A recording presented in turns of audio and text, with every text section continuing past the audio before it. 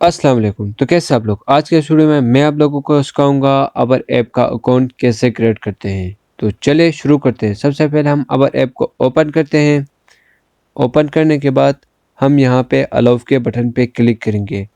Click کرنے کے بعد ہم یہاں پہ تھوڑا سا ویٹ کریں گے. ویٹ کرنے کے بعد کنٹینیو وتھ گوگل کے بٹن پہ کلک کریں گے. کنٹینیو وتھ گوگل کے بٹن پہ کلک کرنے کے بعد ہم اپنا گوگل اکاؤنٹ سلیکٹ کریں گے. سلیکٹ کرنے کے بعد ہم کنٹینیو ایز کے بٹن پہ کلک کریں گے. کنٹینیو ایز کے بٹن پہ کلک کرنے کے بعد ہم اگین یہاں پہ تھوڑا سا ویٹ کریں گے. ویٹ کرنے کے بعد ہم اپنا فون نمبر انٹر کریں گے.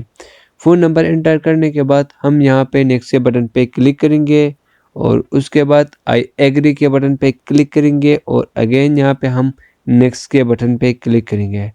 نیکسٹ کے بٹن پہ کلک کرنے کے بعد آپ کا ابر ایپ کا اکاؤنٹ بن کے ریڈی ہوگا.